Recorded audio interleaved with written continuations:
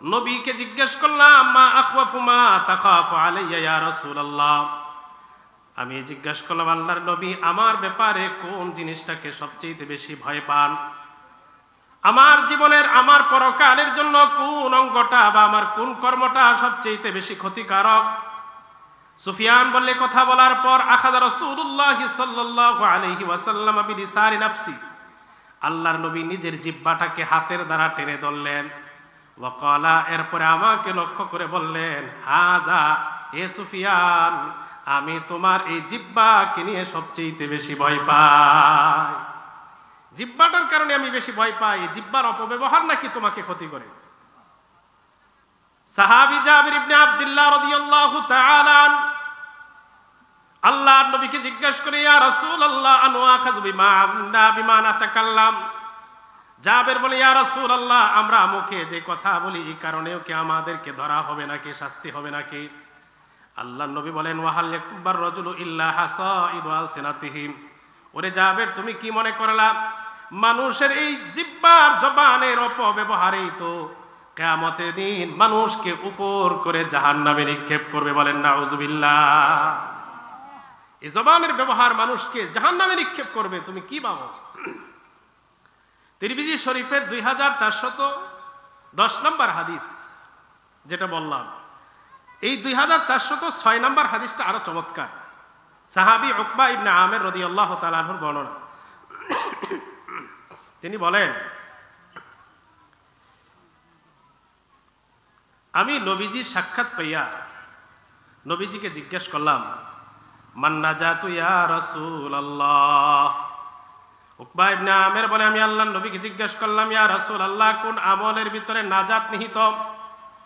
কোন আমল করলে পরকালে আমার নাজাত আর মুক্তি, জাহান্নাম থেকে বেঁচে যাওয়া আমার জন্য সহজ হবে? আল্লাহর নবী বললেন, উকবা, 3টা আমল করবা, পরকালে জাহান্নাম থেকে মুক্তি পাওয়া তোমার জন্য সহজ। কয়টা আমল করলে? আওয়াজ করুন, কয়টা আমল করলে? নবীজি এই কথাটা কাকে বলছেন? সাহাবী উকবা ইবনে আমিরকে বলছেন, 3টা আমল করবা, পরকালে তোমার জাহান্নাম থেকে মুক্তি পাওয়া সহজ হয়ে যাবে। নবীজি আমলটা যে সাহাবীকে বলছেন, এটা কি তার মধ্যেই খাস না সবার জন্য বলছেন? আমরা যদি আমল করি আল্লাহ তাআলা আমাদেরকে জাহান্নাম থেকে মুক্তি দিবে কি দিবে না? বলেন। আমালিনা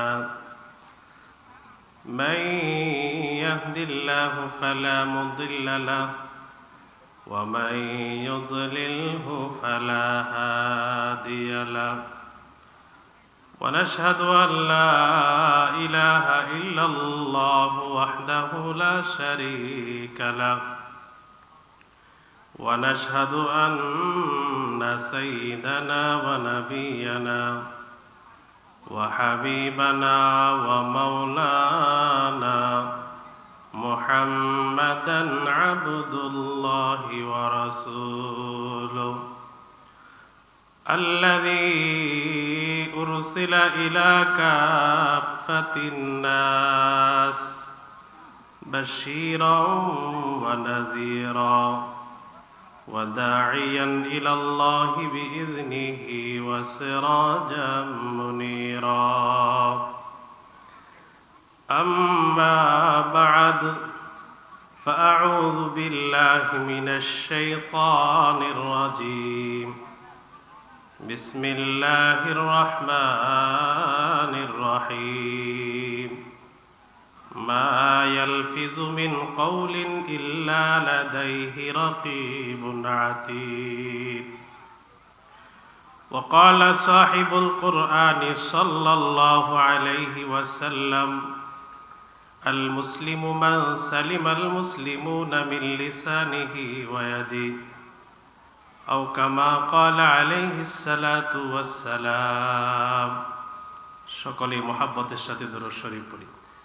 اللهم صل على محمد وعلى آل محمد كما صليت على إبراهيم وعلى آل إبراهيم إنك حميد مجيد اللهم بارك على محمد وعلى آل آل محمد كما باركت على إبراهيم وعلى آل إبراهيم إنك حميد مجيد سبحانك لا علم لنا إلا ما علمتنا إنك أنت العليم الحكيم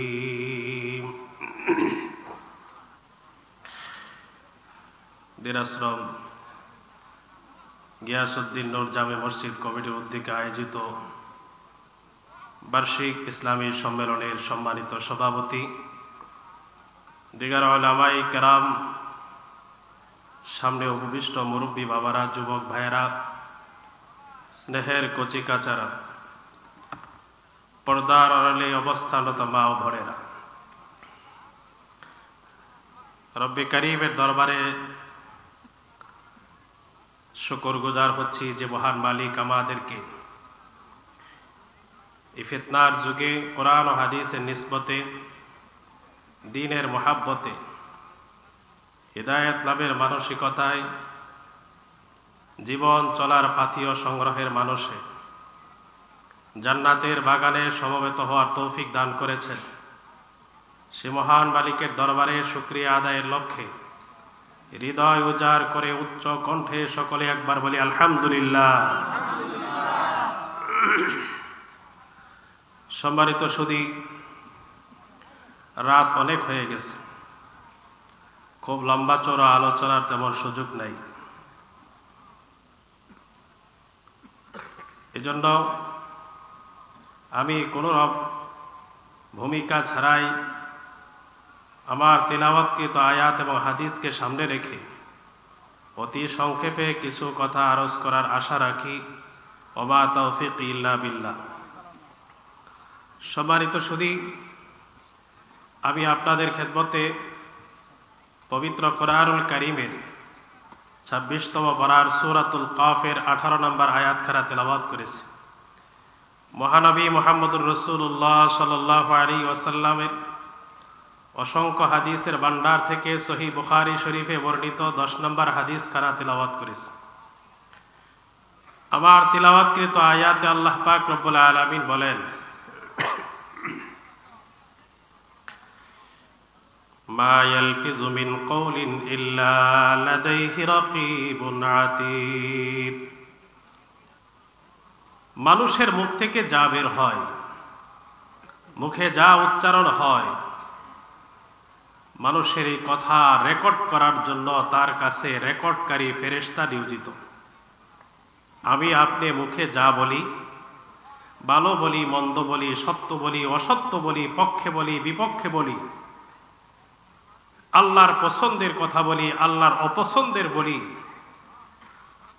গোপনে বলি, প্রকাশ্যে বলি, আস্তে বলি, জোরে বলি, আবার আপনার মুখ থেকে যা বের হয় প্রত্যেকটা কথাকে, আওয়াজকে রেকর্ড করার জন্য আল্লাহর পক্ষ থেকে আমার আপনার প্রত্যেকের পাশে ফেরেশতা নিয়োজিত আছে। ফেরেশতারা সব রেকর্ড করে ফেলে। কেমন রেকর্ড? যে রেকর্ড থেকে বিন্দু পরিমাণ কোনো আওয়াজও ছুটে যাবে না। এজন্যই কোরআনুল কারীমের আয়াতে আল্লাহ বলছেন, হাসরের ময়দানে পাপী বান্দাদের সামনে তাদের ওই রেকর্ড খাতা যখন খুলে দেওয়া হবে, তখন তারা বলবে, মালি হাদাল কিতাব লা ইউগাদিরু সাগীরাতাও ওয়ালা কাবীরাতান ইল্লা আহসাহা। একে আশ্চর্যের কিতাব, লা ইউগাদিরু সাগীরাতাও ওয়ালা কাবীরা, ছোট বড় কোনো কিছুই তো ছুটে যায় না, সব কিছু সংরক্ষিত হয়ে গেছে। সেদিন প্রত্যেকটা মানুষ আমলনামা দেখার পরে এই বক্তব্য দিবে। এই জন্য আমি আপনি মুখে কোনো কিছু বলার আগে ভাবা দরকার যে আমার কথা তো রেকর্ড হয়ে যাবে, অতএব আমি যা বলছি সেটা ভালো বলছি না মন্দ বলছি, এটা আল্লাহর পছন্দ মোতাবেক হচ্ছে না আল্লাহ তাআলার ক্রোধের কারণ হচ্ছে, আমি সত্য বলছি না অসত্য বলছি, মানুষের উপকারে বলছি না মানুষের অপকারে বলছি, এটা চিন্তা করা দরকার আছে না নাই? এই মুখটা বড় মারাত্মক, এই জবান বড় মারাত্মক। যার জবান সুন্দর তার সব সুন্দর, যার জবান খারাপ তার সব আমল বরবাদ। এই জন্য সহিহ বুখারী 10 নম্বর হাদিস, যেটা আপনাদের সামনে তেলাওয়াত করেছিলাম, নবীজি বলেন, আল মুসলিমু মা সালিমাল মুসলিমুনা মিন লিসানিহি ওয়া ইয়াদিহি। নবীজি বলেন, প্রকৃত মুসলমান, খাঁটি মুসলমান তো সেই ব্যক্তি, মান সালিমাল মুসলিমুনা মিন লিসানিহি ওয়া ইয়াদিহি, যেই মুসলমানের হাত এবং জবান থেকে অন্য মানুষেরা নিরাপদ থাকে। যার জবান থেকে আর হাত থেকে অন্য মুসলমানরা নিরাপদ। যদিও মুসলমান বলছে, উদ্দেশ্য মুসলমান না, সব মানুষ, আল্লাহর সকল মাখলুক যার মুখ থেকে নিরাপদ, মুখের দ্বারা কষ্ট পায় না, যার হাতের দ্বারা কষ্ট পায় না, ওই ব্যক্তি হলো খাঁটি মুসলমান। নবীজি খাঁটি মুসলমান হওয়ার জন্য 2টা শর্ত লাগাইলেন। কয়টা?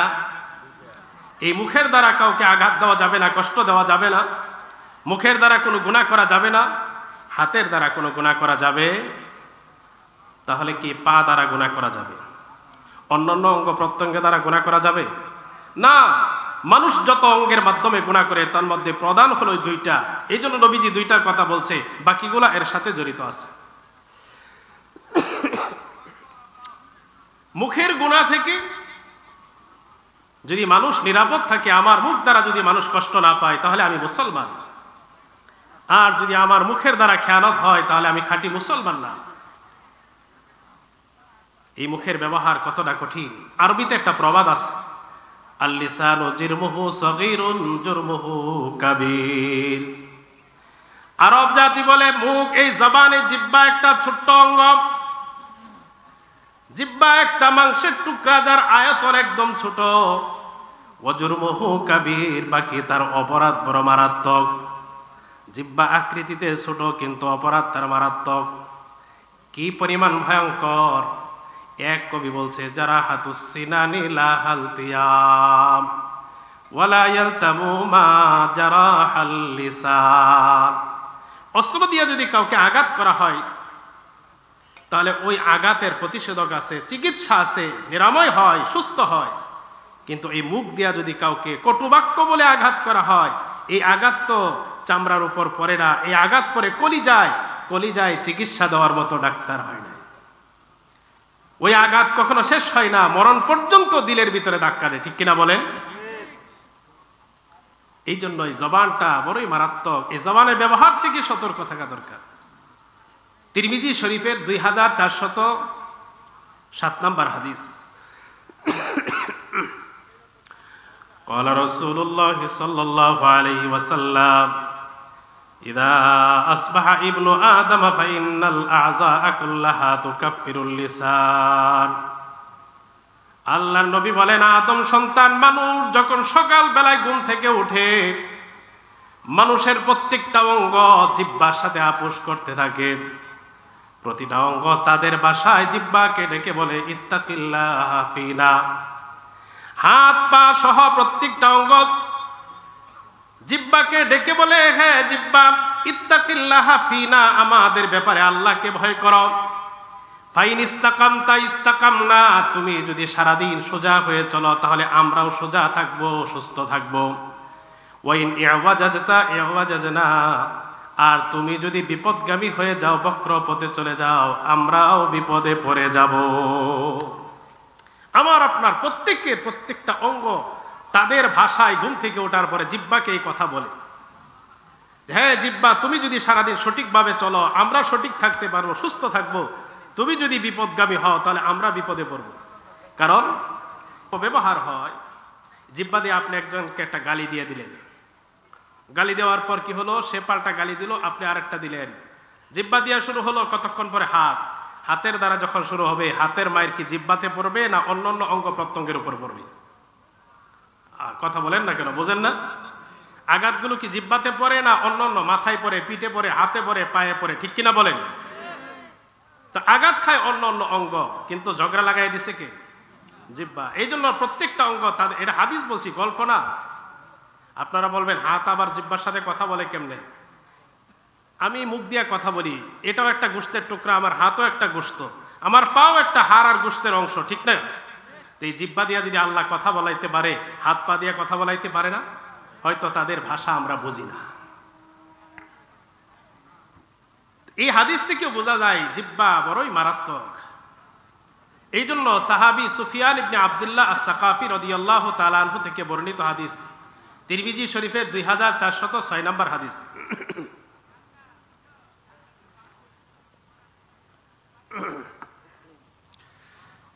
রাতও বেশি হয়ে গেছে, আমি অসুস্থ, বেশ কয়েকদিন যাবৎ ঠান্ডা কাশি কোনোভাবে ছাড়তেছে না। এই যে ঠান্ডা নিয়মিতই লাগে, এই জন্য সারে না, এই জন্য কাশি উঠতেছে, কথা বলা কষ্টকর। গত কয়েকদিন আগে যে আপনাদের পাশে কি জানি বলে বালুর মাঠ না, এখানে আসছিলাম, ঠান্ডার জন্য কথাই বলতে পারি না, কয়েক মিনিট কথা বলছিলাম। আজকে কিছুটা ভালো, তারপরেও কষ্ট। আমার এমনি কণ্ঠ সুন্দর না, আরও ঠান্ডায় গলা ভাঙা, খুব একটা মজা লাগবে না। তবে যদি ধৈর্য সহ যদি বসেন তাহলে আশা করি ফায়দা হবে। কারণ আমার বয়ান গত বছর আমি আসছিলাম, আপনারা চিনেন, এই জন্য এবছর দাওয়াত করছেন। কোরআন আর হাদিস এর বাহিরে আর কিছু জানি না আমি। খুব মজাও দিতে পারি না, কানে ধরে টানও দিতে পারি না, চোখ দিয়ে পানিও বের করতে পারি না, পকেটও খালি করতে পারি না, এই যোগ্যতা আমার নাই। তবে কোরআন হাদিস পড়াই, এগুলো ওয়াজে আসলে বলি। এজন্য যদি বসেন প্রতিটা অক্ষরে, আল্লাহর কোরআনের প্রতি অক্ষরে নেকি আছে না নাই? নবীর হাদিস প্রতি অক্ষর পড়লে শুনলে সওয়াব আছে না নাই? ধৈর্য ধরে যদি বসেন তাহলে সওয়াব হবে। আল্লাহ তাআলা আমাদেরকে তৌফিক দান করে।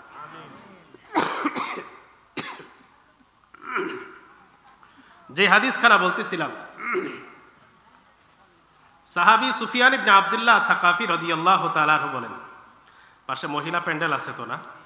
হ্যাঁ, তো মা বোনদের উদ্দেশ্যেও কিছু কথা ইনশাল্লাহ বলবো। এখন যে কথাগুলো সবার জন্য, তো আমাদের মা বোনরা যেহেতু পাশে আছে তাদের জন্য স্পেশালি ইনশাল্লাহ কিছু কথা শেষে হবে, আপনারা একটু ধৈর্য ধরে বসেন।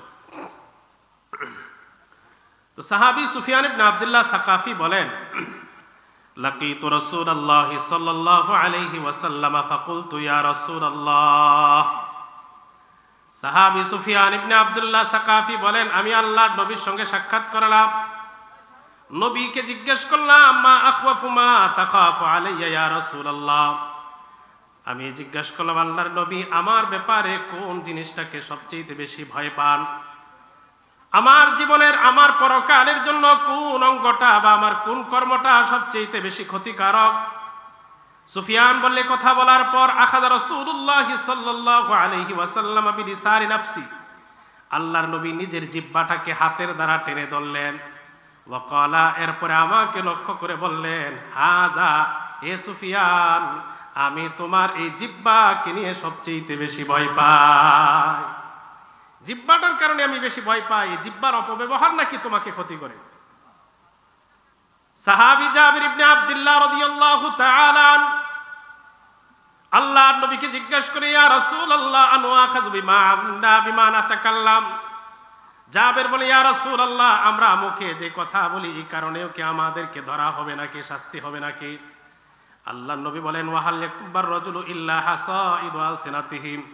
ওরে জাবির, তুমি কি মনে করলা মানুষের এই জিহ্বার জবানের অপব্যবহারেই তো কিয়ামতের দিন মানুষকে উপর করে জাহান্নামে নিক্ষেপ করবে? বলেন নাউযুবিল্লাহ। এই জবানের ব্যবহার মানুষকে জাহান্নামে নিক্ষেপ করবে, তুমি কি ভাবো? তিরমিজি শরীফের 2410 নম্বর হাদিস যেটা বললাম, এই 2406 নম্বর হাদিসটা আরো চমৎকার। সাহাবী উকবা ইবনে আমির রাদিয়াল্লাহু তাআলা আনহুর বর্ণনা। তিনি বলেন, আমি নবীজির সাক্ষাৎ পাইয়া নবীজিকে জিজ্ঞেস করলাম, মান নাজাতু ইয়া রাসূলুল্লাহ। উকবা ইবনে আমির বলে, আমি আল্লাহর নবীকে জিজ্ঞেস করলাম, ইয়া রাসূলুল্লাহ, কোন আমলের ভিতরে নাজাত নিহিত? কোন আমল করলে পরকালে আমার নাজাত আর মুক্তি, জাহান্নাম থেকে বেঁচে যাওয়া আমার জন্য সহজ হবে? আল্লাহর নবী বললেন, উকবা, 3টা আমল করবা, পরকালে জাহান্নাম থেকে মুক্তি পাওয়া তোমার জন্য সহজ। কয়টা আমল করলে? আওয়াজ করুন, কয়টা আমল করলে?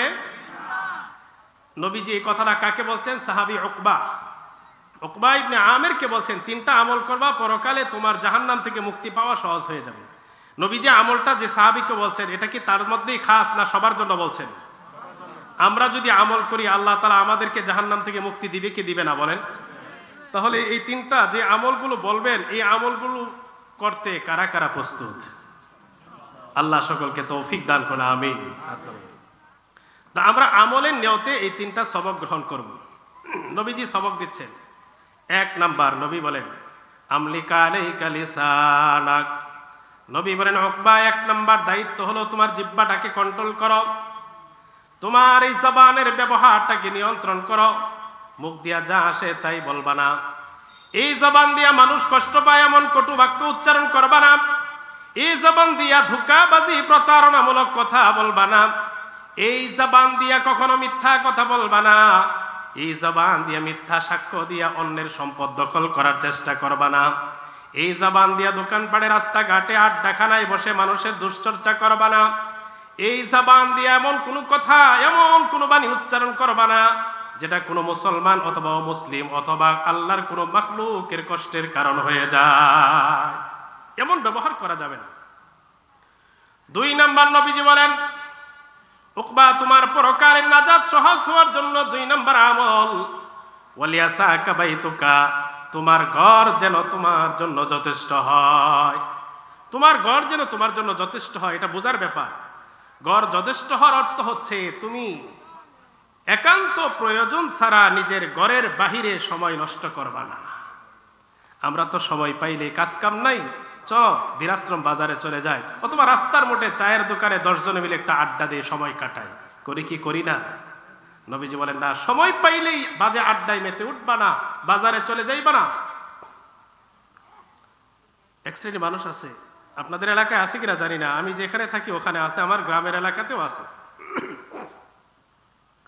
যে মানুষগুলো দোকানপাটে, রাস্তাঘাটে, বাজারে আড্ডা দিয়ে ঘন্টার ঘন্টা সময় নষ্ট করে, আবার জুমার দিন সপ্তাহে একদিন নামাজ পড়তে আসে তো শুক্র আলী মুসল্লি, খতিব সাহেব বয়ান করতেছে, যদি 2 মিনিট সময় বেশি চলে যায় খালি ঘাড় গোড়ায় গড়ি দেখে, বোঝায় যে হুজুর সময় হয়ে গেছে।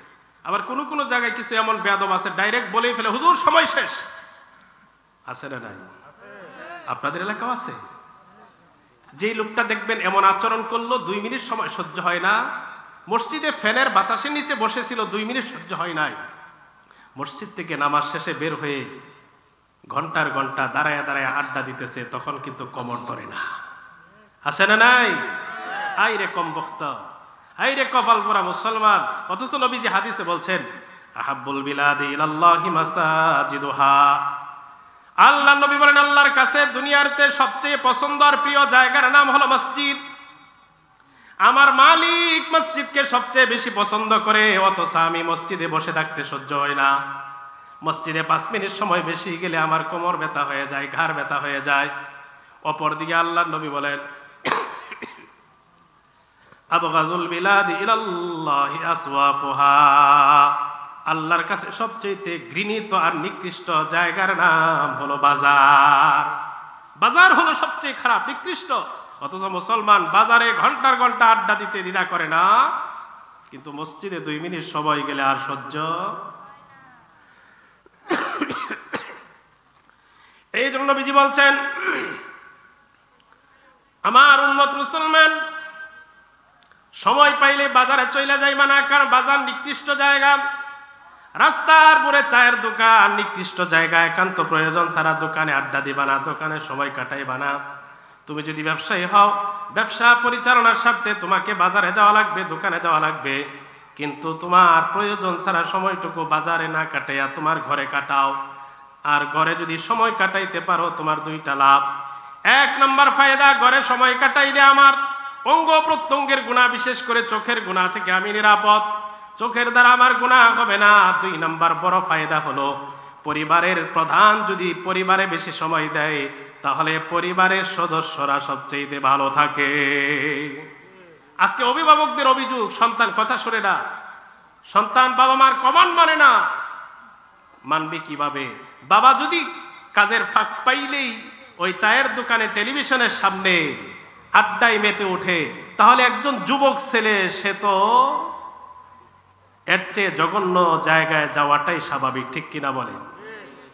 আর আমি আপনি অভিভাবক যদি বাসায় সময় দিতাম, সন্ধ্যার পরে বাসায় বাচ্চাদেরকে পড়াতে বসাইতাম, তাদেরকে নিয়ে বসে থাকতাম, তাহলে তারা বাজে আড্ডা মেথে ওঠার সুযোগ পাইতো না, তাদের পড়ালেখাও সুন্দর হতো, চরিত্রটাও সুন্দর হইতো, আমিও অনেক গুনাহ থেকে বেঁচে যাইতাম।